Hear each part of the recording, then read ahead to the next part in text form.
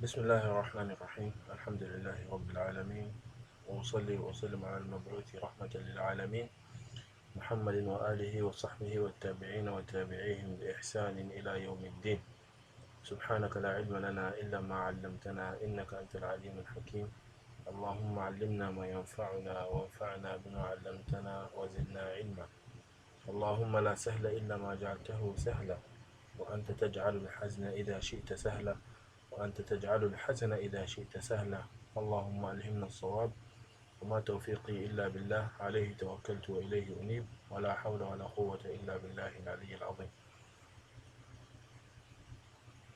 Chers amis, assalamu alaikum wa rahmatullahi wa barakatuh. Bienvenue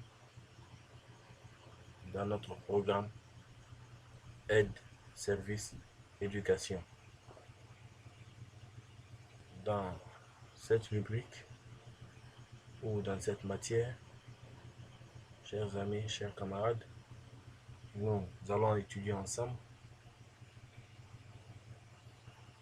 les règles ou quelques leçons de fiqh qui est la compréhension de la religion. Nous avions vu, chers camarades, quelques notions précédentes, à savoir qu'est-ce que l'adoration, pourquoi devons-nous adorer Allah subhanahu wa ta'ala et le compte qui a pour titre Je remercie Allah.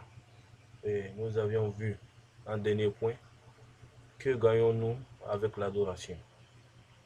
Chers camarades, pour ce jour lundi 14 juin, Inch'Allah ta'ala, ensemble, nous allons étudier les prescriptions religieuses. Dans ce chapitre, nous allons étudier ce qu'on appelle les prescriptions religieuses. Alors, ces prescriptions religieuses sont les charges et leurs implications pour le responsable, qui est appelé en termes religieux Mukallaf. Al-Mukallaf, c'est celui-là qui est un responsable dont nous allons voir de façon plus détaillée dans les leçons à venir, Inch'Allah. Les prescriptions de la religion, premier astérisque. Deuxième astérisque, les charges et contraintes. Troisième astérisque, les piliers de l'islam. Vous voyez combien ce cours est très intéressant, chers amis.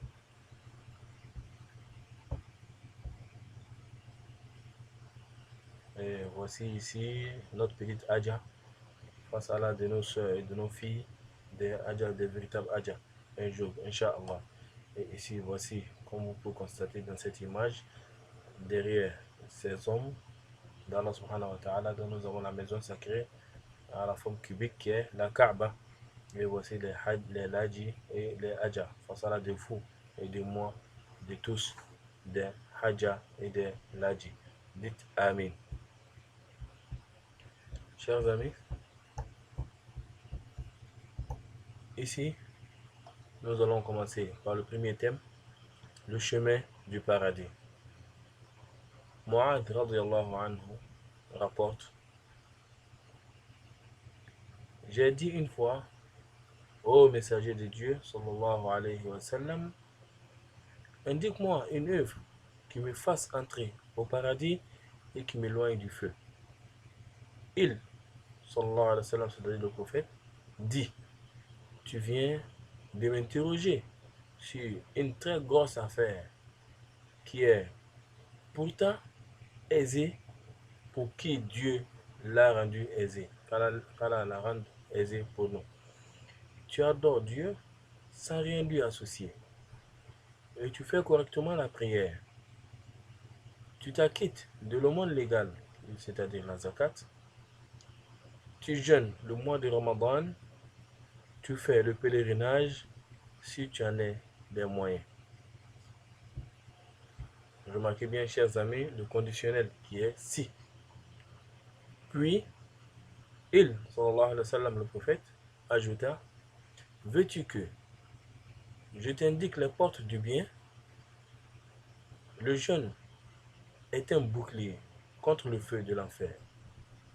L'aumône éteint, éteint le péché comme l'eau éteint le feu. La prière au cœur de la nuit,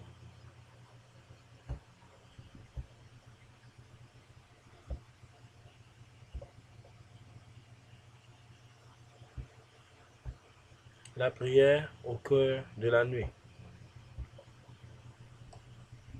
Puis, puis il, sallallahu alayhi wa sallam, récita le verset suivant. Leur côté leur côté fuit les lits. Ils invoquent leur Seigneur par crainte et par convoitise, et dépensent de ce que nous leur avons octroyé.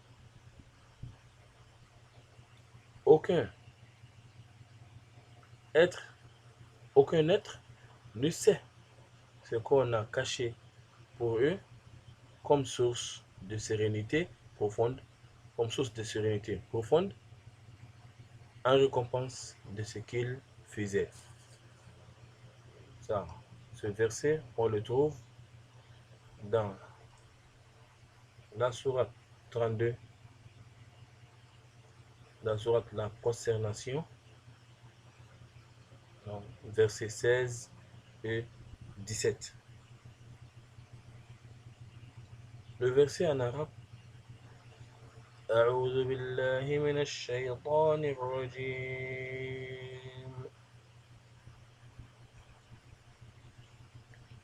تتجافى جنوبهم عن المضاجع يدعون ربهم خوفا وطمعا ومما رزقناهم ينفقون فلا تعلم نفس ما أخفي لهم من قرة أعين جزاء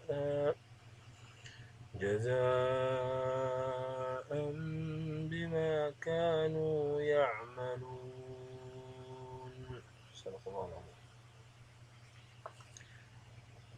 Puis, il sallallahu alayhi wa sallam dit, veux-tu que je t'indique la tête de toutes choses, son plié et son plus haut sommet? J'ai dit, bien sûr que oui, ô messager de Dieu. Il sallallahu alayhi wa sallam dit, la tête de toutes choses est l'islam, c'est-à-dire que la couronne de toutes choses, ce qui est au-devant de toutes choses, non, c'est l'islam. Son plié est la prière, son plus haut sommet est la guerre sainte. Donc ici, bon, le premier principe du moins, c'est l'islam, qui est la base de toutes choses, et son plié sur ce sur quoi la chose même repose. Une fois cette base est faussée, alors donc, il n'y a pas d'élévation, il n'y a pas de montage. Donc ici, c'est la prière. Dans la base de toute chose, c'est la prière. Nous ne serons des véritables musulmans qu'avec la prière. Puis, il,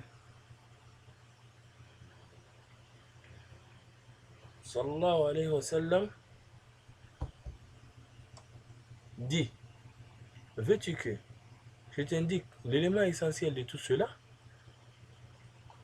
Je dis, bien sûr que oui, au messager de Dieu, sallallahu alayhi wa sallam.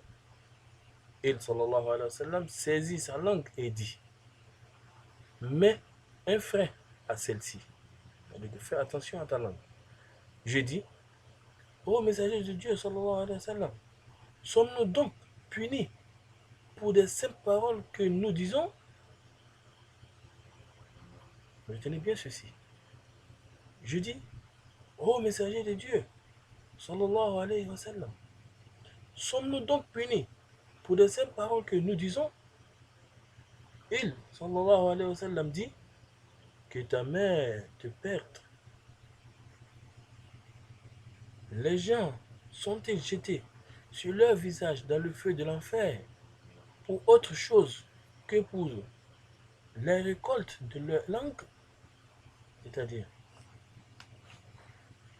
dire que ta mère te perd, c'est une manière de dire,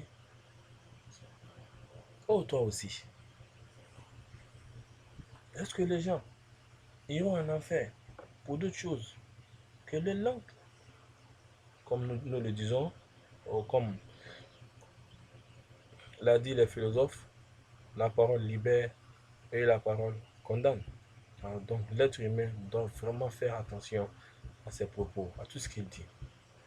Alors nous trouvons cette référence, ce hadith, dans le livre suivant, la référence suivante, At-Tirmidhi, le chapitre de la foi, livre de la foi, numéro 8. Le deuxième point, chers amis, nos obligations religieuses. Allah, le Tout-Haut, nous a donné beaucoup de faveurs, dont la plus importante est la raison. Dont la plus importante est la raison. Nous sommes doués d'une intelligence et d'une raison. Donc c'est l'une des faveurs d'Allah subhanahu wa ta'ala pour nous, en notre faveur et envers nous. C'est la raison qui nous permet de faire la différence entre le bien et le mal. Ainsi, l'être humain est devenu la créature la plus parfaite comparée aux autres créatures. Les bienfaits de l'esprit qui nous ont été donnés vont de pair avec le devoir de responsabilité.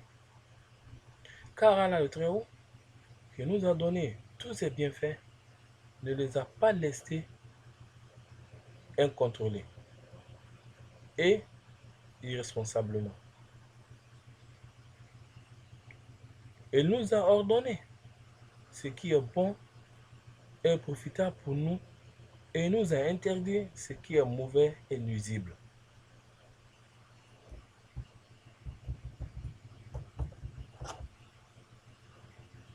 Afin de consolider notre bonheur ici-bas et dans l'au-delà, il nous a installé certaines craintes et responsabilités. Il nous a installé certaines contraintes et responsabilités et a souhaité que nous les accomplissions correctement. C'est ce qu'il faut apporter et ne pas éviter et qu'on appelle obligation religieuse. L'adolescence. L'âge de l'adolescence varie en fonction du corps de chaque enfant et des conditions climatiques du lieu où il vit. En règle générale,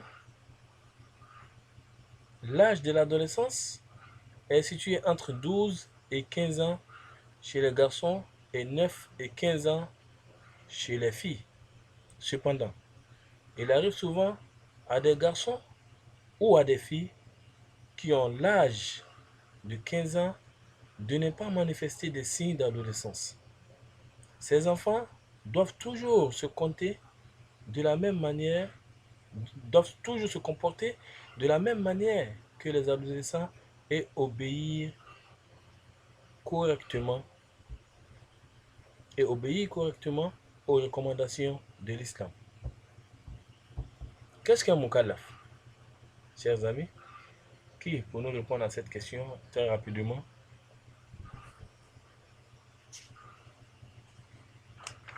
Ok. Chers camarades, un mukallaf, c'est quelqu'un qui, doté de raison, est parvenu à l'âge de l'adolescence. Il est considéré par notre religion comme responsable. En ce qui concerne les obligations et interdictions divines, ceux qui n'ont pas encore atteint l'adolescence et les débiles mentaux ne sont pas considérés comme religieusement mukallaf. Donc, il faut remplir d'abord ces conditions afin d'être considéré au vu de l'islam comme mukallaf. Alors, chers amis, sur ce point, nous allons nous laisser, Inch'Allah, tout en espérant se revoir très bientôt avec le reste du chapitre, Inch'Allah, jusqu'à ce jour. Puisse Allah nous assister et nous guider et nous faciliter la compréhension et la mise en pratique. Et je vous souhaite une excellente journée et vraiment beaucoup de courage et encore plus de courage. Qu'Allah facilite. وصلى الله وسلم على نبينا محمد وآله وصحبه وسلم والحمد لله رب العالمين والله تعالى أعلم.